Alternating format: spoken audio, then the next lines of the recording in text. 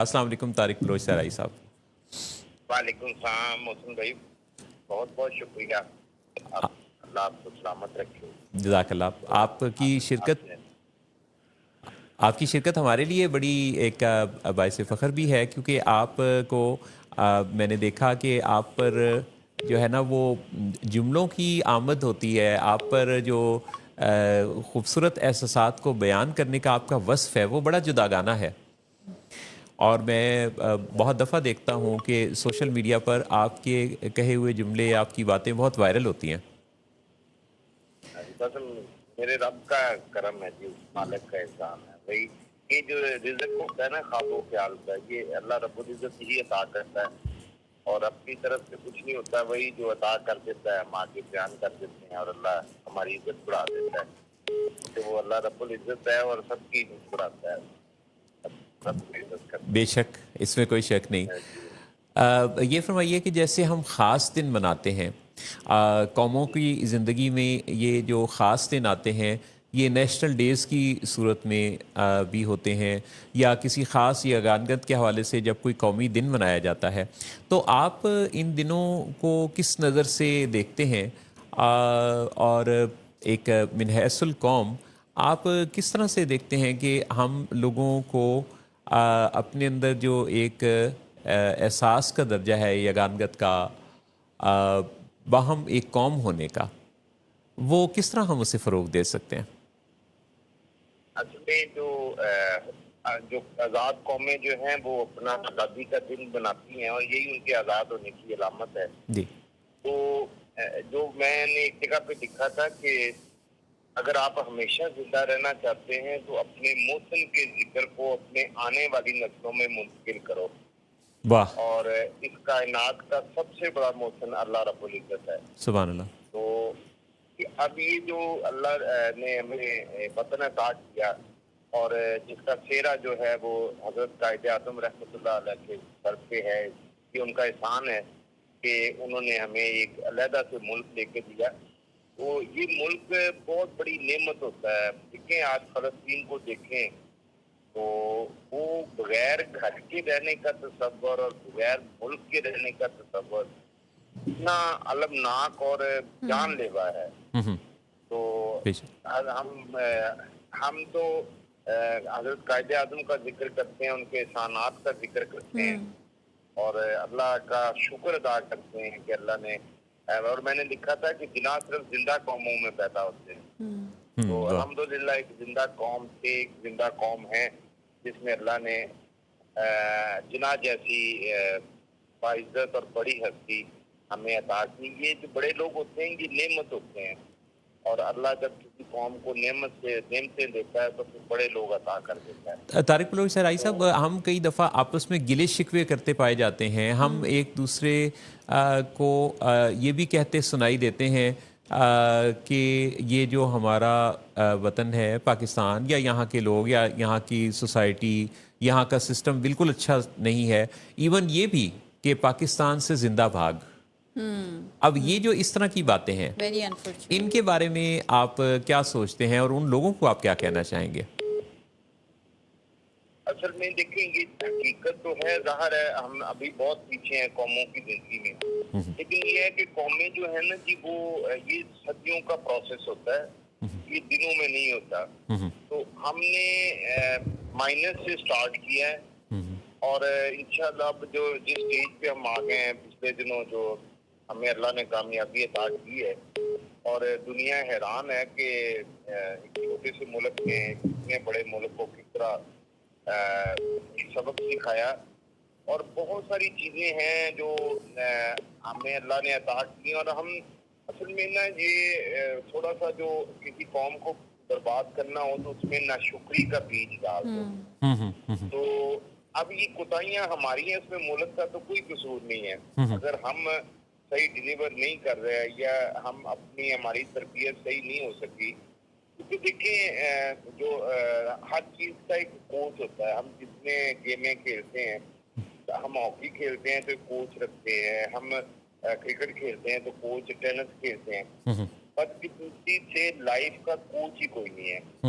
تو جب یہ جو ادیب ہوتا ہے، جو دانشور ہوتا ہے، جو رائٹر ہوتا ہے، جو آپ جیسے لوگ ہیں، یہ بیسیکلی کوچ ہیں لائف کے. تو ہم نے ہماری ساتھ یہ غلطی ہوئی کہ ہم نے اپنے کوچ نہیں رکھے یا ہم نے اپنے کوچ سے رجوع نہیں کیا. جی اور جو قومیں ہیں دیکھیں، یہ سارے جو ادیب ہیں، شاعر ہیں، دانشور ہیں، یہ کوچ ہیں قوموں کے. تو جب یہ کسی کوچ کے بغیر کوئی گیم کھیلیں گے تو پھر وہ اس کا اثر تو نہیں ہوگا نا.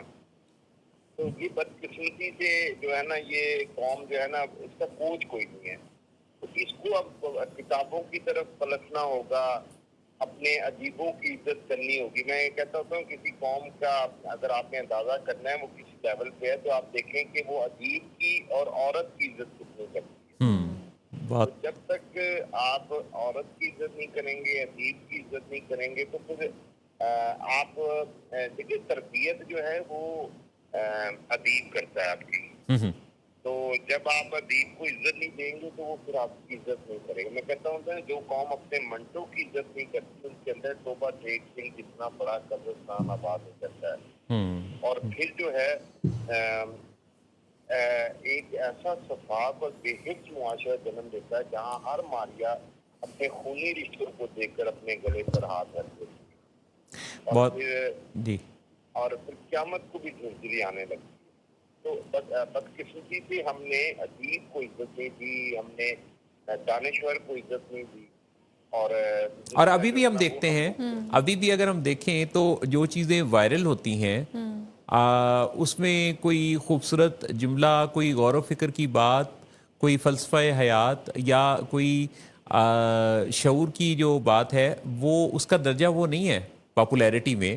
تو اس سے بھی اندازہ ہوتا ہے کہ اگر ہم دیکھیں کہ لوگوں کا اس وقت جو یعنی فی زمانہ ایسی چیزوں کو زیادہ ویوز یا ریویوز یا توجہ دینے کا جو درجہ ہے وہ اتنا زیادہ نہیں ہے. گو کہ میں نے اس میں اضافہ دیکھا ہے. میں نے پچھلے ابھی تو خیر سوشل میڈیا کی بھی عمر کم ہے، ابھی سوشل میڈیا ابھی بلوغت میں داخل ہوا ہے، یعنی تقریباً کوئی 20 سال کا ہوا ہے. تو لیکن اس میں جیسے جیسے یہ آگے بڑھے گا تو لوگوں کے اندر میرا خیال ہے کہ اس چیز سے بھی کوئی ایک شعور کی جو سفر ہے وہ آسان ہوگا. کہ یہ بالکل ایسے ہی ہے.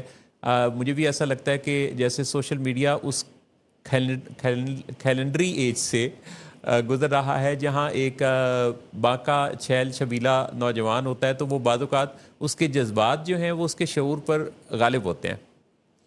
تو ابھی بالکل ایسی ہے جی. دیکھیں جو ادیب کا کام ہوتا ہے نا جی، اس میں دو کام ہوتے ہیں. جی ایک تو اپنے حاضر کے جو مسائل ہیں ان کو بیان کرنا، جی اور دوسرا یہ ہوتا ہے کہ وہ لوگوں کو ذہنی طور پہ اپ گریڈ کرتا ہے. جی اب دیکھیں نا سر سید کیا کرتے تھے. سر سید احمد خان ایک تو جو چیزیں تھیں اس زمانے کے حساب سے اس کو مینج کرتے تھے، دوسرا وہ مختلف تراجم کر کے لوگوں کی ذہنی سطح کو بلند کرتے تھے.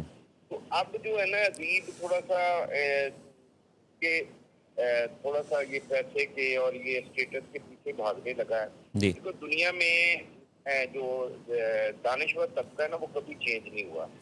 وہ روکھی سوکھی کھاتا ہے اور ویلیوز کو برقرار رکھتا ہے. کیونکہ یہ دانشور پھیپھڑے ہوتے ہیں کسی بھی قوم کے. تو اب تھوڑا سا دانشور طبقہ تھوڑا سا گریڈ کی طرف آیا ہے. کوئی وہ تو بھی چاہتا ہے میرے پاس بھی بہت بڑا گھر ہو، میری بھی گاڑیاں ہوں، میرے اسٹیٹس آگے پیچھے لوگ ہوں. تو پھر وہ ظاہر ہے قوم کی وہ اصلاح اس طرح نہیں کر سکے گا جس طرح اس کو کرنی چاہیے. بہت ہی آپ نے صحیح نقطے کی طرف اشارہ کیا کہ وہ اصلاح کرنے کی اس پوزیشن میں پھر وہ نہیں رہتا. جی بالکل ایسے. کیونکہ دیکھیں کردار جو ہے نا اصل شے ہے ہی کردار. جو جی تبلیغ ہے نا وہ آپ کا کردار ہے. جی جی ورنہ پھر آپ اگر آپ کا کردار نہیں ہے تو پھر آپ مبلغ نہیں ہیں، آپ دانشور نہیں، آپ پھر اداکار ہیں.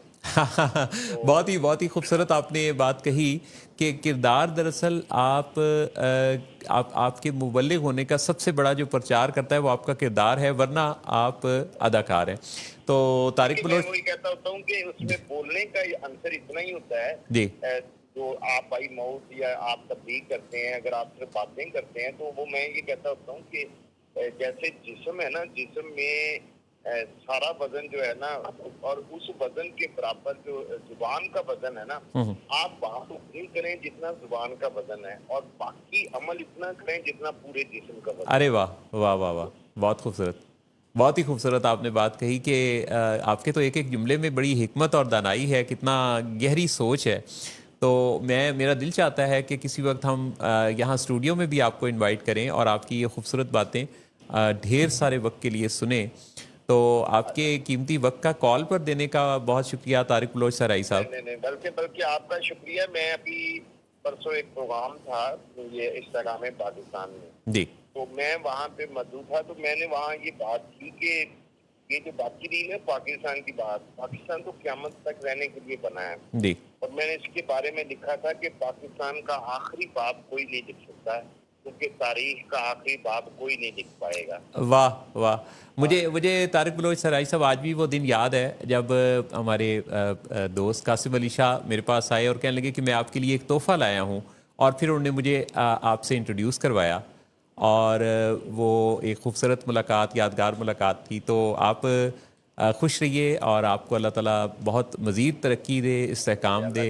और जी, बाकी आपकी वसासत से ये मैं पैगाम दूंगा। मैंने अपनी उसमें भी तकरीर में भी ये कहा कि जो राइटर हैं, अदीब हैं, इनको लिखना चाहिए, और उस वक्त तक लिखते रहे जब तक कि मुआशरा इतना मेच्योर ना हो जाए और मुआशरे में इतना ज़र्फ ना आ जाए जी, कि अगर कोई घुंघरू उतारना भी चाहे तो उसे ये खौफ ना हो कि उसकी बाकी जिंदगी कब, कहाँ और कैसे गुजरेगी। वाह भाई, बहुत खूब।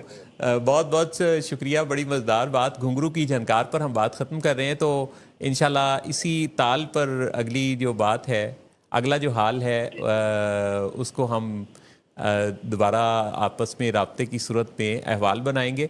तो खुश रहिए, बहुत शुक्रिया तारिक बलोच सराई साहब, आपकी शिरकत। आप सलामत रहें, खुश रहें।